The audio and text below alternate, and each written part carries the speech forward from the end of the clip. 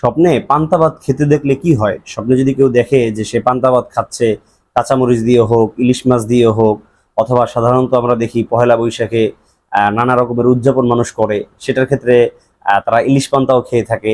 এ ধরনের স্বপ্ন যদি কেউ দেখে তাহলে সেটা কি আসলে ভালো লক্ষণ না খারাপ লক্ষণ? এটা কি তার জীবনে অনাবিল সুখ শান্তি বয়ে আনবে, নাকি অকল্যাণ আর অনিশ্চয়তা চেপে বসবে? দর্শক, বিষয়টি নিয়ে বিস্তারিত কথা বলবো আমরা।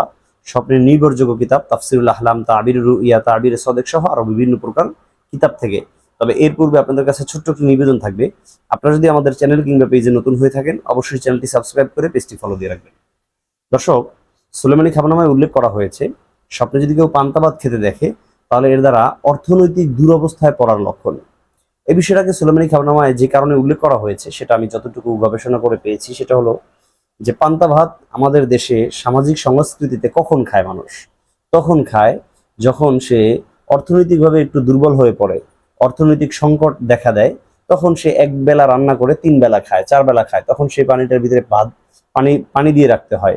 পানি দেওয়ার ফলে সেটা পান্তা ভাত হয়, সেই পান্তা ভাতটা পরবর্তী বেলাকে তার খেতে হয়। এই সমস্ত কারণগুলোর দিকে তাকিয়ে সুলেমানি খাবারনামায় বলা হয়েছে যে সে অর্থনৈতিক সংকটে পড়ার সম্ভাবনা রয়েছে বা দারিদ্রতায় পড়ার সম্ভাবনা রয়েছে।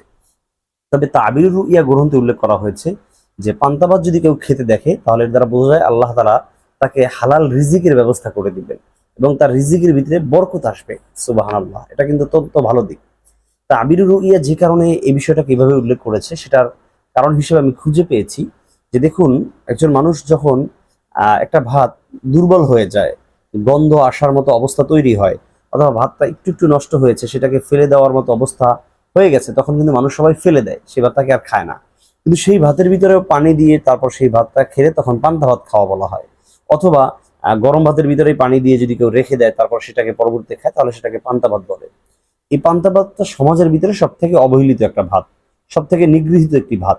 সেই ভাতটাকেও যদি কেউ খায় তার মানে হলো সে রিজিকের ক্ষেত্রে আল্লাহ তাআলা কর্তৃক প্রদত্ত যে রিজিক আছে সেই রুজির ক্ষেত্রে, রিজিকের ক্ষেত্রে সে যত্নবান হয়েছে। আর আল্লাহর হাবিব বলেছেন যদি কোনো মানুষ রিজিকের ক্ষেত্রে, খাদ্যদ্রব্যর ক্ষেত্রে যদি কোনো মানুষ যত্নবান হয় আল্লাহ তাআলা তার রিজিকের ভিতরে বরকত দান করেন। সেই হিসেবে বলা হয়েছে যে সেই মানুষটার জীবনে ইনশাআল্লাহ আশা করা রিজিকের ভিতরে প্রচুর বরকত পাবে সে। এটা কিন্তু অত্যন্ত ভালো একটি দিক। দর্শক, আল্লাহ তাআলা আমাদের সবাইকে এই ধরনের ভালো ভালো স্বপ্ন দেখে সেগুলো আমাদের জীবনে বাস্তবায়ন করা, উপভোগ করার তৌফিক দান করুন।